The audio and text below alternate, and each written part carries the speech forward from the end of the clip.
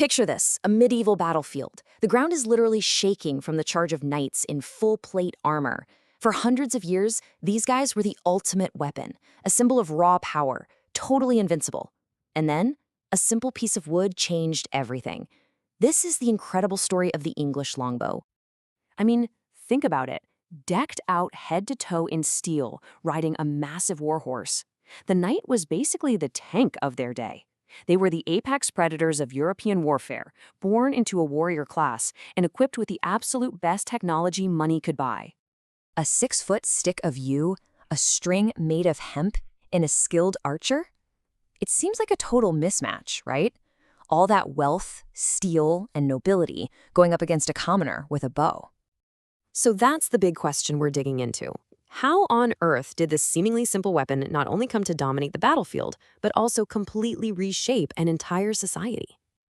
So here's our game plan. We're going to follow the longbow's entire journey. We'll start with its surprising origins, then get into the science of what made it so deadly. We'll see it in action at some of history's most famous battles, understand how it created a whole nation of archers, and finally look at the legacy it left behind. All right, so first up, the story of the English longbow. Well, it doesn't actually start in England. Its military potential was first spotted during the invasions of Wales, where Welsh archers were giving the invaders a really hard time. Even way back in the 12th century, guys like Gerald of Wales were just blown away by the power of these bows. He wrote about seeing an arrow pin a knight's armored leg to his horse, going right through the saddle and killing the animal. You can bet the English were paying close attention to that. So what exactly makes a longbow a longbow? Well, it's what's called a self-bow, which just means it's made from a single piece of wood, usually yew. And its real superpower? Its size. We're talking about a weapon that's as tall as a person. That simple design was the key to storing and releasing a massive amount of energy. Okay, so how did this simple stick translate into such a killer weapon? The longbow wasn't just big, it was actually a masterpiece of natural engineering. The kind of power we're talking about here is just staggering. The draw weights on these medieval warbows were immense. We're talking up to 160 pounds of force. To put that in perspective, that is more than double what a strong modern-day sporting bow requires. You didn't just pick one of these up, you had to train your entire life to handle that kind of force. The physics behind it are just brilliantly simple. This straight-limb design might look basic, but it's an incredibly efficient shape. When the archer pulls that string back, the whole thing bends into a perfect arc, storing up all that kinetic energy, which then gets blasted straight into the arrow. And the choice of yew wood? Pure genius. See, yew naturally grows with 2 layers. The outer wood, the sapwood, is great at stretching, resisting tension, but the inner wood, the heartwood, is really dense and resists being squeezed or compressed. So the bow essentially had its own natural spring built right in, making it incredibly powerful without snapping. Okay, here it is, the million-dollar question. We all have this image of a hail of arrows just punching through solid steel armor. But what's the real story? Well, modern tests give us a pretty clear picture. Against the padded armor and chainmail worn by most soldiers, the longbow was absolutely lethal, no question. But against the super thick, high-quality plate armor of a wealthy knight, a direct shot to the chest probably wasn't going to get through.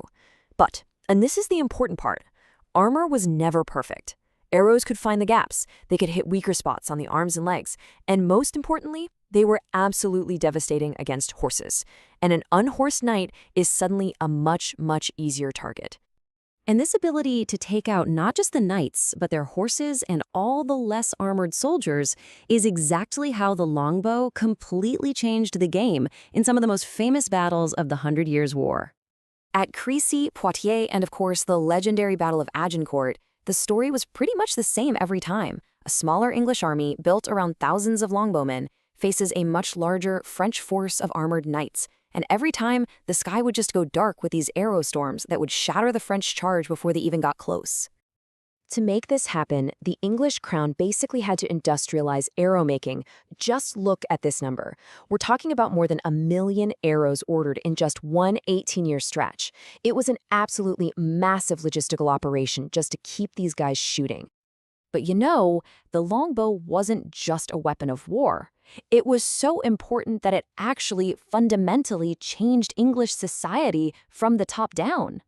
Kings like Edward III, they knew that their entire military advantage depended on having a steady supply of expert archers. So, what they do? They made archery practice the law.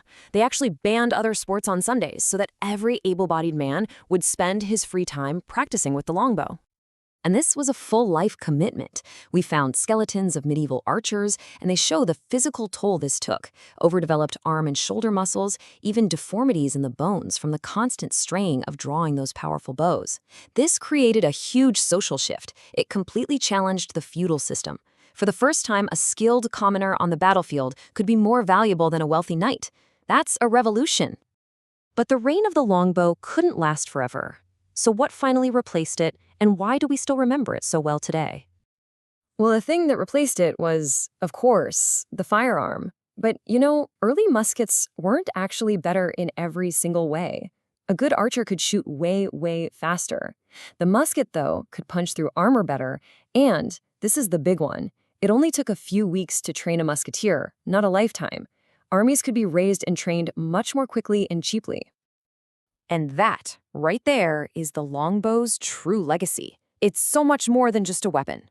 It symbolizes a turning point in history, a moment where years of dedication and skill in the hands of a common man could stand up to and defeat the armored aristocracy that had ruled the battlefield for centuries. It's proof that technology has always been a great equalizer. And it kind of leaves you with a final thought, right? In our own time, what are the new technologies that give the individual a similar power to challenge the established order? The tools have definitely changed, but that story remains the same.